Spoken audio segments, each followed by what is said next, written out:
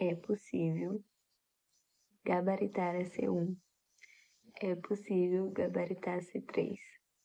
Eu sou prova viva disso. Como eu saí de 600 para 960 na redação? Foi em volta de 3 anos. Primeiro eu tirei 600, depois eu tirei 880 e por último em 2025 eu tirei 960. Primeiro de tudo, tem que ter uma boa metodologia. Você tem que ter um cursinho que explique para você as estruturas do texto, o que cada parágrafo pede, o que a introdução quer, quais que são os elementos da introdução. A introdução vai ter um repertório para introduzir o assunto, vai ser uma porta de entrada para o seu texto. Precisa ter declarar o problema, declarar o tema e precisa ter 2 causas ou 2 consequências relacionadas a esse problema. E não tem jeito. Todo o tema tem problema. Às vezes tem temas que parecem positivos, como por exemplo a importância de tal coisa, a saúde mental em questão. Parece que não tem algum problema evidente, mas no Enem tem problema, é problematizar. Então, eu utilizei o método blindado da Mila Borges.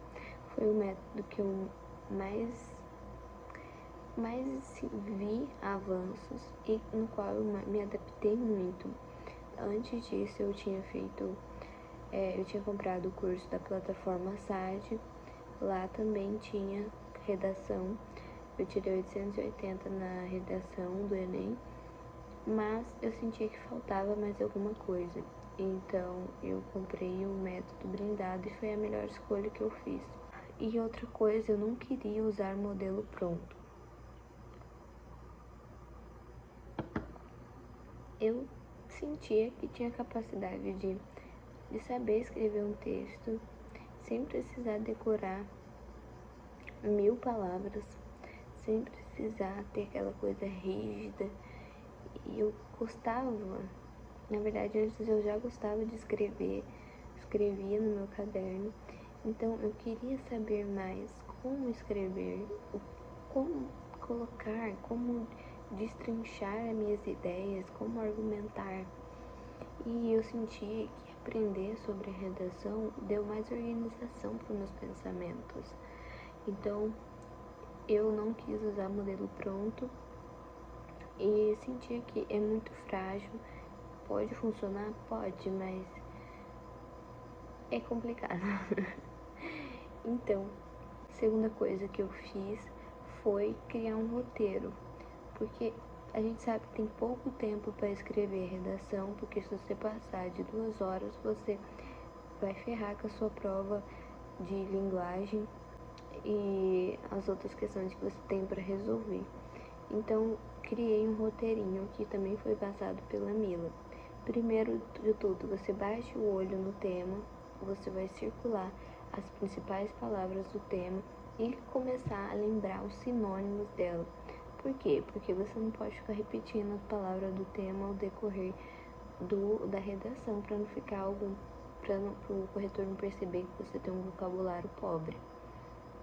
Então, a primeira coisa era circular as principais palavras e começar a pensar em sinônimos e ideias. Além disso, depois eu ia para os textos motivadores quando era um tema que era muito fácil, que eu já tinha uns problemas e uns repertórios em mente, então eu não fazia essa segunda parte. Mas a segunda parte é você ir nos textos motivadores, ter uma leitura ativa da coletânea e encontrar problemas, causas, consequência daquela questão. E além disso, quando você vai olhando, lendo ativamente, vai vindo repertórios, consequentemente, que você pode usar na sua redação. Então, é o seu brainstorm. E é muito importante essa parte, porque às vezes você bate o olho no tema e não vem nenhum repertório em mente para introdução ou para fundamentar as suas ideias na argumentação. Então, já começa a dar um desespero. Mas, quando você faz esse brainstorm, você vai ativando na sua bagagem intelectual referências, séries, livros, músicas, então você vai ficando mais tranquilo. Depois disso, vai fazer um esqueleto da sua redação, na introdução, qual que vai ser o repertório que você vai introduzir o seu tema, quais são as causas, o que você vai usar de repertório para fundamentar o seu argumento, a sua ideia, porque argumentar é nada menos do que você fundamentar a sua ideia e dar o seu ponto de vista. Então, quem que vai resolver? E depois disso, eu vou entrar na argumentação. O terceiro passo foi padronizar algumas estruturas, alguns conectivos da redação. Era o meu modelo, mas não um modelo rígido, como explicar? Um modelo muito que não era meu, que não fazia parte do que eu dominava. Então, o que eu padronizei? Os conectivos, porque aí você poupa o seu tempo, você poupa a sua mente, poupa a sua energia para pensar que conectivo que eu uso agora, qual é o repertório, tipo assim, qual conectivo eu uso agora, como que eu faço esse tópico frasal. Então, por exemplo, na introdução, depois que eu introduzia o tema, eu colocava isso porque para introduzir causas, no caso, para introduzir causas. Isso ocorre porque, deixa eu ver aqui, quando eu introduzia causas, depois que eu fundamentava, depois que eu introduzia com o repertório, eu colocava, isso ocorre sobretudo devido à primeira causa e à segunda causa. Então, por exemplo, aqui, esse tema, gravidez na adolescência em evidência no Brasil. Então, eu coloquei uma introdução. No filme Preciosa, a protagonista, com apenas 16 anos, é mãe de 2 crianças. Aí, ponto. Agora eu vou introduzir o tema e fazer uma aproximação com o repertório, para que o repertório seja produtivo. O que ele tem relação com o tema? Aí agora eu vou dizer qual que é a relação que ele tem. É proximidade? É diferença? Então agora eu vou dizer. Infelizmente, tal narrativa não se restringe à ficção.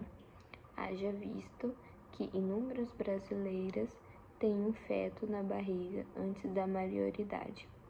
Então eu disse que aproxima da realidade, não é restrito somente à ficção. Então eu já fiz a tríade, que é uma forma de você blindar o seu repertório para que seu repertório seja produtivo. Aí depois disso eu vou apresentar quais são as causas de muitas meninas terem uma criança na barriga ainda muito jovens. Isso ocorre, sobretudo, devido à falha da família e à lacuna educacional. Então, eu sempre fazia essas estruturas. Agora, na introdução, no D1, não adianta ficar inventando muita coisa, inventando conectivos. Vai no básico, porque aí você pode usar toda a sua energia para pensar nos argumentos, em coisas que demandam mais seu esforço. No desenvolvimento 1, eu colocava diante desse cenário e o meu tópico frasal era normalmente esse. Vale ressaltar de início que há um nexo causal entre a gravidez precoce e o desleixo familiar. Era basicamente isso. O meu D1 sempre tinha essa estrutura, variava quando era consequências. Confesso que quando o argumento era uma consequência, eu tinha mais dificuldade para fazer, gostava mais das causas. Agora, no desenvolvimento 2, eu sempre colocava o conectivo ademais e colocava assim no tópico frasal. Para além da falha da família, outro fator que impulsiona o aumento da gravidez na juventude é a negligência do sistema educacional.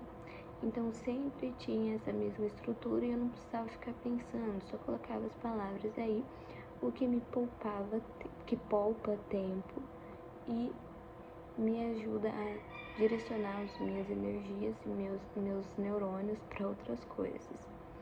E na conclusão eu colocava o conectivo assim e o tópico frasal.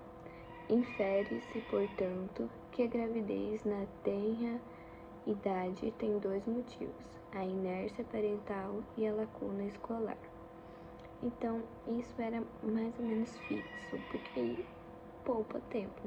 E eu também aconselharia você ter aquela frasezinha ao final da conclusão, porque eu sempre colocava o repertório que eu coloquei lá no início da introdução para que seja produtivo. Por exemplo, aqui. Sendo assim, é o final da conclusão. Somadas essas medidas, o país terá um cenário diferente do retratado no filme Precioso. Isso faz com que o meu repertório seja produtivo e eu ganhe pontos na competência. Agora vamos para o outro passo. Argumentações. A argumentação foi algo que eu demorei para mim desenvolver, mas foi com o tempo, foi com a prática. Existem alguns argumentos que são básicos, que resolve, que é normalmente a causa de todos os males desse país. A negligência da escola, a negligência da família, dos parentes, a falta de informação tanto pelo Estado quanto pela mídia. O Estado é o principal causa dos males do Brasil. Então você não tenha dó de culpar o Estado. Outra coisa é a desigualdade social ou a lógica capitalista, tudo em prol do dinheiro. Então esses são argumentos básicos que você pode usar em praticamente quase todos os temas. Então não fique pensando no que você vai culpar. Você não inventa argumentos que muitas vezes você não vai dar conta de sustentar, vai no que é seguro, porque no que é seguro você vai ter mais domínio, você vai ter menos chance de errar. Então eu fazia isso, eu usava os argumentos básicos. Muitas vezes eu tentei criar argumentos elaborados, mas só me fazia ficar frustrada, nervosa, perder tempo. Então, por exemplo, no ano de 2025, quando eu tirei 960, eu usei dois argumentos básicos, que eu vou até pegar aqui para mostrar, ver quais eram esses. A desigualdade social e a falha da mídia. Eram causas e argumentos que eram básicos, que eram fáceis de argumentar, de fundamentar. Então eu usei isso aí. E como que eu estruturava a minha argumentação? Muitas vezes você vai pegar um tema que pode parecer difícil, mas certamente vai ter a negligência do Estado, ou as raízes históricas, ou a desigualdade. Não é difícil argumentar. Então eu usava essa estrutura de causa. Primeiro, eu selecionava um problema, por exemplo, a negligência do Estado.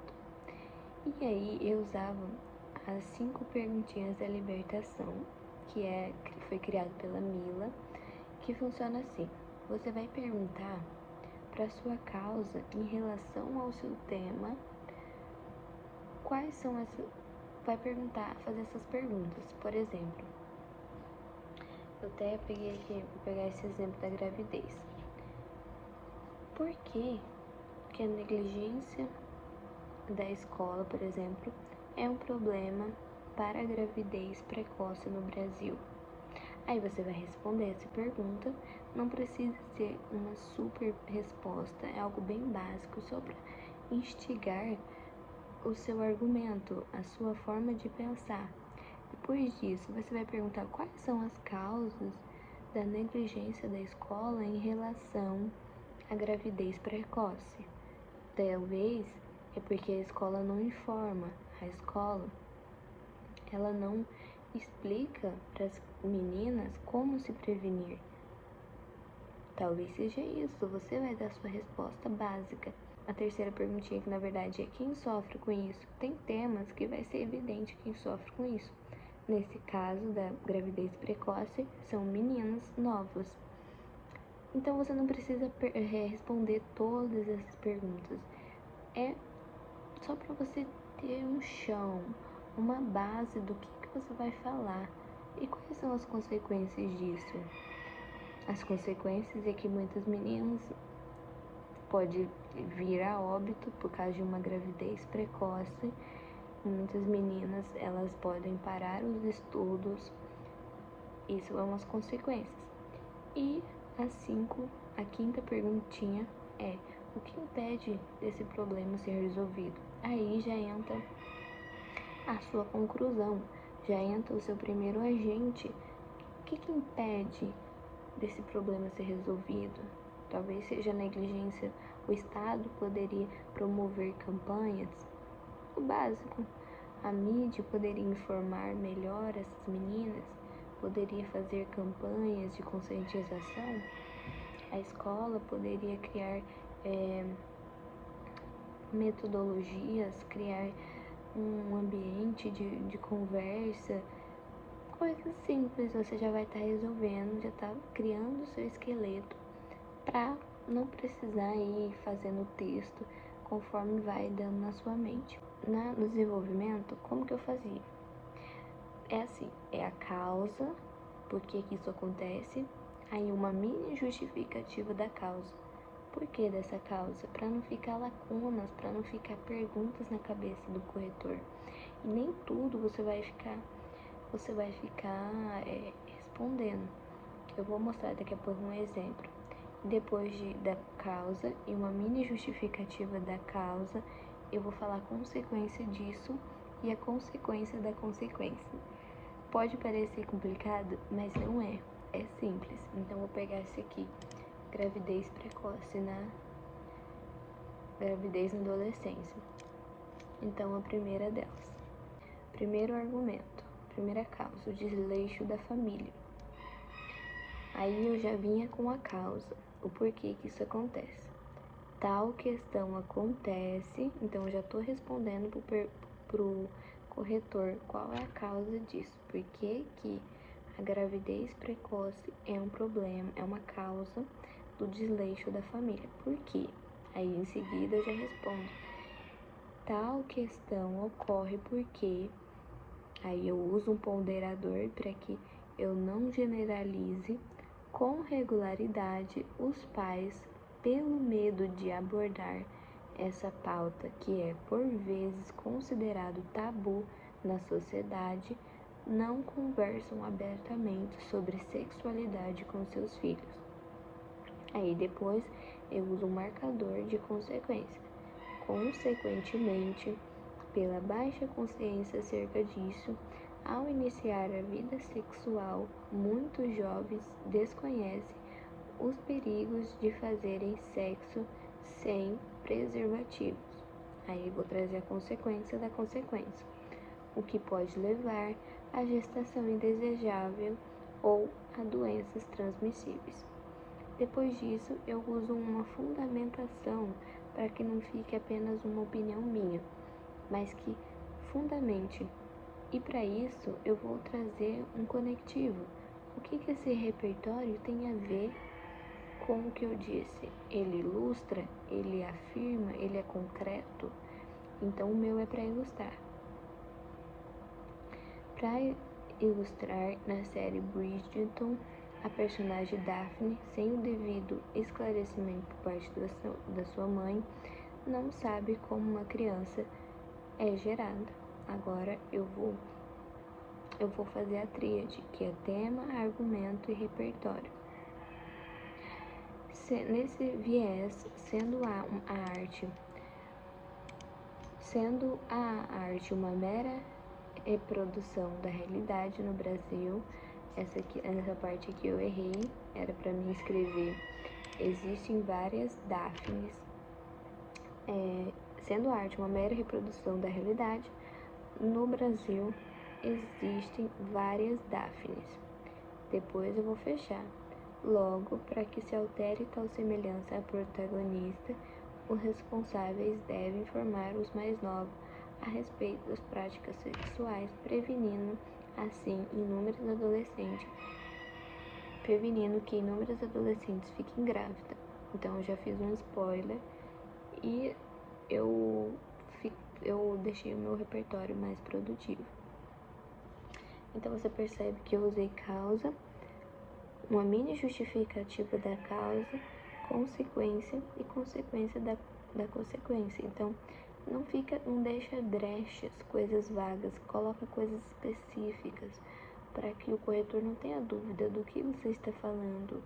Não deixa lacunas, isso blinda o seu argumento. Então eu usava essa estrutura e essas perguntinhas. A quinta coisa são meus próprios repertórios. Repertório era o meu vício. Ficar pensando em repertório e pensar em como utilizar esses repertórios era a coisa mais gostosa para mim, porque o repertório, na introdução, você vai usar para introduzir um tema e apresentar o seu tema através desse repertório e apresentar as suas causas. Então, no desenvolvimento, você vai utilizar o repertório para fundamentar a sua ideia, para que a sua ideia não fique algo genérico, não fique algo somente da sua cabeça. Vai comprovar através de música, através de matéria. Eu confesso que não utilizava tanto filósofos, eu usava mais ideias, tipo de português, filmes, às vezes música, mas não era tanto a minha praia utilizar conceitos difíceis. Então, na introdução, alguns exemplos de repertório que eu utilizei, nos quais eu me orgulho muito. Por exemplo, esse aqui de pirataria. Eu tinha uma pasta no Notion que ficava escrevendo, pegava diferentes temas e ficava escrevendo como utilizar esses repertórios, em quais temas eu poderia utilizar. Essa redação: pirataria em discussão no Brasil, desafios para garantir dos direitos autorais. Na introdução, eu utilizei Harry Potter. Olha como que ficou essa minha ideia. Na saga Harry Potter, o feitiço de duplicação é usado para duplicar objetos, criando cópias semelhantes ao original. Nessa época eu estava bem viciada em Harry Potter. Analogamente, essa magia ilustra no mundo real uma conduta criminosa de inúmeros brasileiros: a pirataria, ferindo os direitos autorais dos criadores. Aí coloquei as causas. Isso ocorre, sobretudo, devido à negligência estatal e à dicotomia social. Então, esse aqui é um tipo de introdução no qual eu me orgulho de ter pensado, porque eu achei muito criativo. Outra introdução que eu fiz também, que eu achei bem diferente, é com conceitos, palavras, significados em português. O tema era desvalorização feminina, a persistência da objetificação da mulher no Brasil. Então eu pensei numa coisa do cotidiano que acontece muito com as mulheres, que é serem assediadas por homens de forma depreciativa, de forma vulgar. Então eu pensei, eu coloquei assim, entre aspas, psiu, gostosa. Psiu, gostosa. São algumas frases que muitas vezes as mulheres escutam no dia a dia. Aí eu expliquei qual o significado dessa frase. Essas palavras na língua portuguesa referem-se respectivamente a uma onomatopeia, figura de linguagem que representa um som, e a um adjetivo de comida agradável. Eu expliquei o que significava essa frase. No Brasil, contudo, esses vocábulos são frequentemente utilizados para chamar a atenção de mulheres com corpos considerados atraentes, evidenciando a objetificação a que a população feminina é submetida. Isso ocorre, sobretudo, devido às raízes históricas e à influência midiática. Então, você viu que não tem muito segredo para repertório. Eu usei essa mesma estrutura em um outro tema sobre LGBT. O tema era importância do respeito à diversidade sexual e aos direitos da comunidade LGBTQIA+. Então, começo. Viado, bicha e sapatão.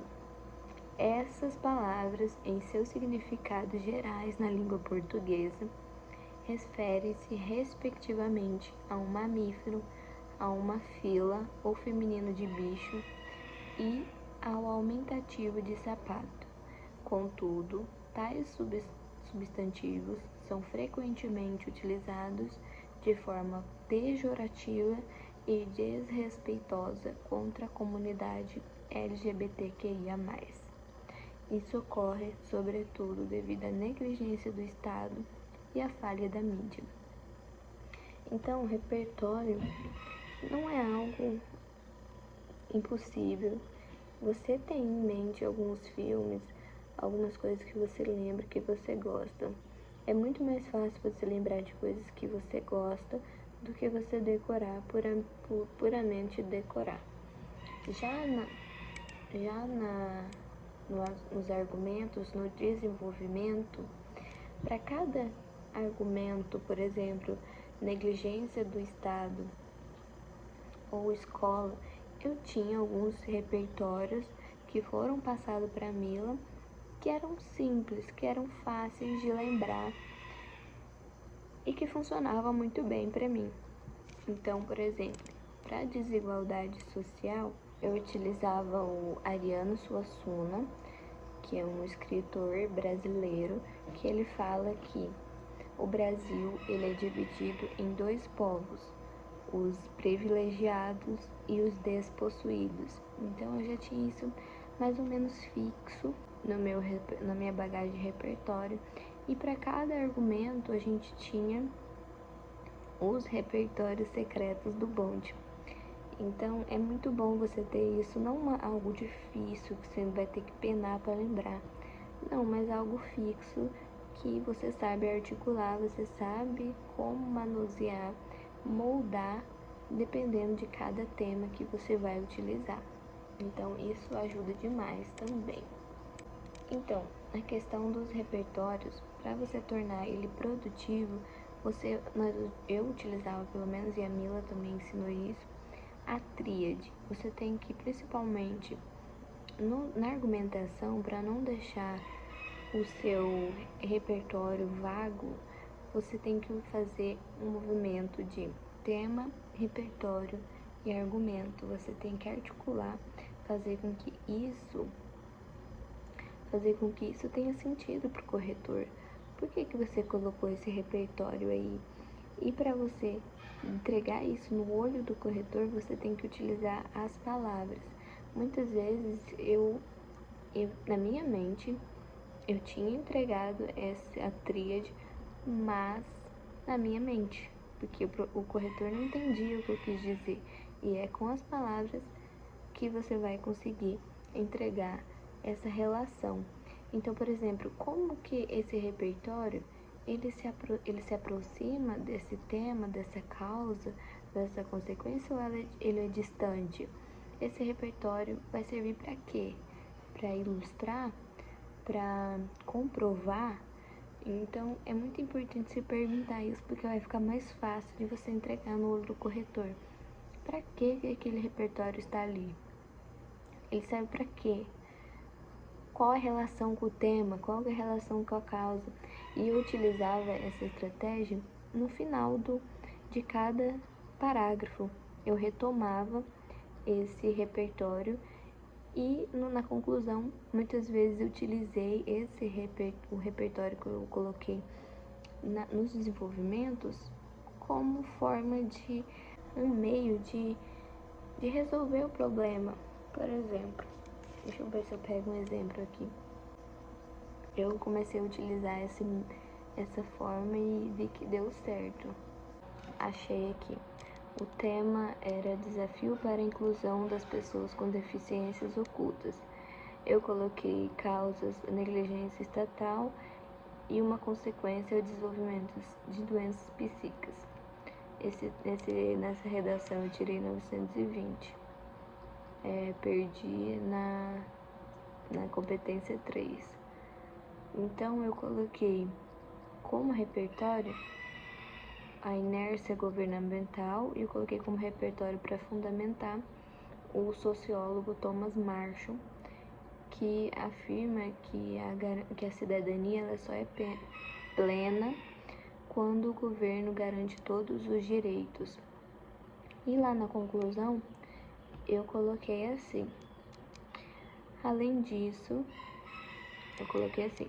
Para isso, depois do tópico frasal, para isso, o Estado, promotor da justiça, do bem-estar social e da equidade, deve ampliar as políticas públicas que assegurem o cumprimento da legislação por meio de investimentos a tais setores como acesso à saúde e à educação, com o fito de promover aos indivíduos com deficiências escondidas visibilidade e proteção, e assim garantir a cidadania defendida por Marshall.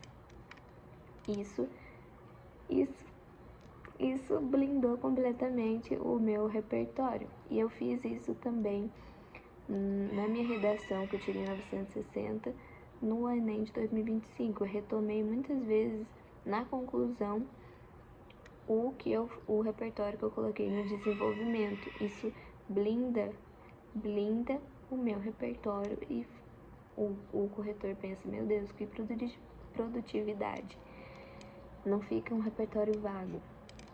Então isso é uma estratégia também. E fazer aquela retomada no final, no último tópico lá, da conclusão. Outra coisa, o sexto passo, a sexta coisa que me ajudou a chegar nessa nota e foi fazer simulados aleatórios, assim, depois de um tempo que se você tá no começo, você fazer simulados, você não vai tirar nada de bom, né? Porque você ainda tá aprendendo as estruturas.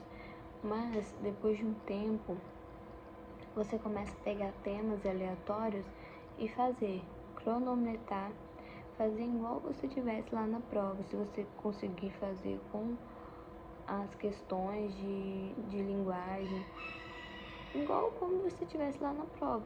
Aí você vai ter uma ideia do que te atrasa, do que impede de você fazer mais rápido a redação.